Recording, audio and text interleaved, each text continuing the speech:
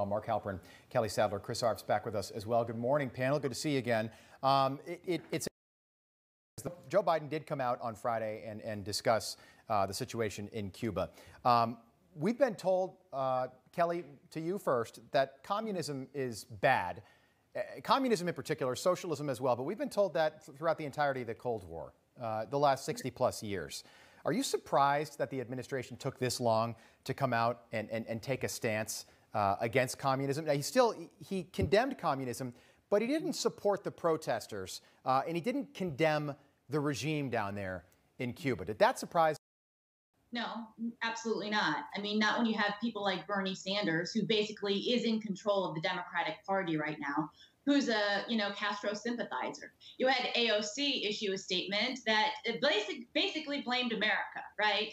And you had Biden, who was the vice president during the Obama administration, which was looking to normalize relationship with Cuba, to open it up and to ease our sanctions. So, I was not surprised at all. The fact that he actually did it, I was surprised in. I'm glad he condemned communism, but he needs to stand more with the protesters. And the Wall Street Journal had an editorial over the weekend saying what he could do to help restore internet access on the island. Right. There's technologies, there's ways the administration can help these protesters directly, but they seem not to have the will to be able to get it done. Yeah, that's a good point. They haven't had the internet now for just about a week down there. Allison, Ron DeSantis, to pick up on that op-ed that Kelly was mentioning, Ron DeSantis said you could use the U.S. Embassy down there in Cuba as a hotspot. And I mean, just the U.S. in our technological capabilities far supersede anything that Cuba has. And we don't know what's going on largely because they can't share it on social media. And that's been the way that messages spread.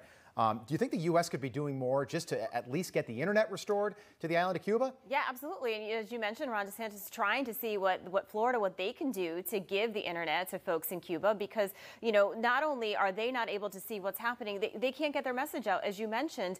And this is a big problem. Look, we heard Mayorkas last week, say, if you're coming from Cuba, you can't come to the U.S.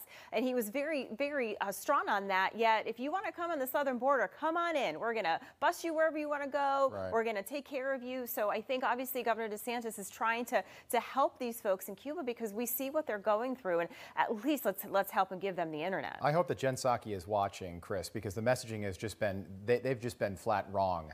This is not about coronavirus. The signs that they're holding, they want liberty, they want freedom, they want the end of the dictatorship down there. This is not because of COVID-19 and a lack of vaccine access or availability. But by the way, I think we should be sending excess vaccines to Cuba.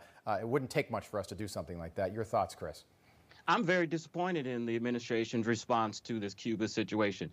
They're bending over backwards to help people from Central America and Mexico come into this country, but people that are 90 miles from our border, they seem to have a tepid response.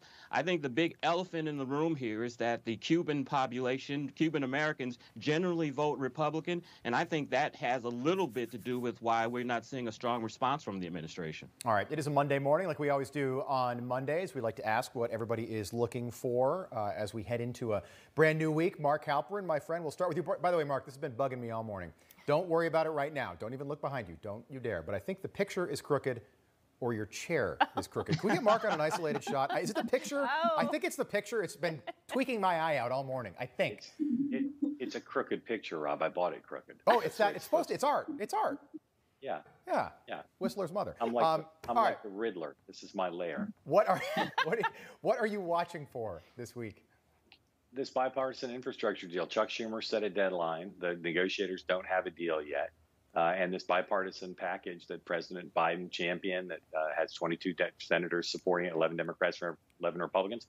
The whole thing could fall apart by the middle of the week if Senator Schumer sticks to this deadline. So super curious to see how this game of chicken ends. Yeah, and we're talking about trillions of dollars. Allison, do you have one yet, or you want me to come back? I do. All right, Mark took, the serious political story. Right. Look, Jeff Bezos, he's going into space. I think tomorrow, my eyes are all going to be on that. We're going to see him go up. And look, there was a petition to keep him in space. Obviously, that's not going to happen. But he's going to go farther into space than his competitor, if you will. Right. And so I'm going to be watching that. Yeah, Blue Origin. I think, just curiosity factor for watching something like that. That happens tomorrow. We'll be all over that as it plays out. Kelly, good morning. What do you got? I'm going to steal Mark's. I'm really interested in this infrastructure deal. We had the Democrats introduce a $3.5 trillion package that they want to jam through reconciliation. I think you had a lot of Republicans on the Hill running scared a little bit last week. And so I wouldn't be surprised at all if this bipartisan $1 trillion deal falls apart because of the $3.5 trillion. Chris Arps, what are you watching for?